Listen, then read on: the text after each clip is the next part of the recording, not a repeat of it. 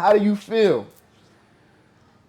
Okay, this is for me. This is the question that I want the most insight on, because I feel that with what Jesus said and says does not align with what Paul says or his so-called quote-unquote prophethood. I'm not an advocate for Paul. And the reason being is because I don't feel as though his teachings, all of his teachings fall in line with what you just said. With the most important law of when Jesus simplified it. Well, what was the other one? He said, He said, love God and love your brother. Love your brother, because right? so that his whole message was based on the fatherhood of God and the brotherhood of man. Right. Because no one came prior to him using the metaphor of a father-son relationship. Right. Because, but that was him meeting humanity where they were. We understood that in the natural. Right. But humanity didn't understand that what he was really ultimately talking about was the fact that God is the source of all things, and what God creates is like unto himself, just like in the natural father-son relationship. Mm-hmm. And so just like in the natural, our parents gives us a physical body, right, and a mind, right? And a physical identity, right, but it's temporary. You notice that every body eventually expires. It has a beginning and the end. Right. So, but in reality, the one source of all life has no beginning, has no end. Mm. And the creation process from the ultimate level is that one source extending itself. That's the true creation process. Has no beginning, has no end. Hold that thought. So do we follow Jesus or do we follow Paul?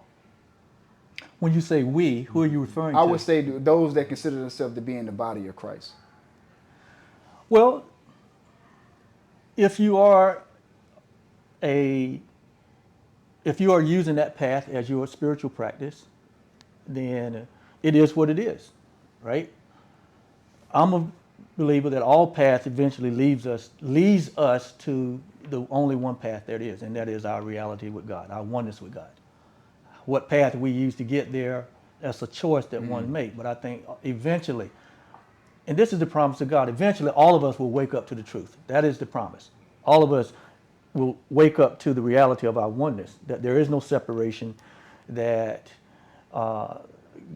there's one creator, there's one creation, and that all there is in reality, right? This experience that we're having in this 3D world is just a temporary experience. And as we move from this, we will become conscious and aware of another experience, right? That is maybe a higher vibration than this earthly thing. This earthly thing is a low vibration. Right.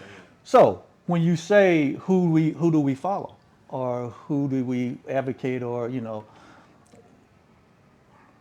when you get into spiritual path, they are all have a good intent, right? It's all man's way of trying to, find his way or find his relationship with God.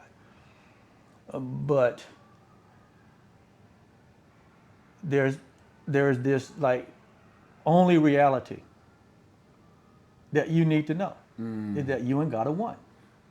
How do you get to that? That's the common ground. And these all the paths that are out here, and all with good intention, that's the ultimate goal. Even though the path may not even know that ultimate goal, because a lot of the paths have their foundation in separation. Yes. That at some point, creator and creation was separated. There was a void. There was a big gulf. That's what the whole creation story in Genesis is all about. Right. That God stepped out on the universe and saw that the universe had separated itself, right? It wasn't the creation. If you read Genesis, it said that it was really a recreation of what had already been created that had fallen into darkness. Wow. So God would just call it back out what was there in the original.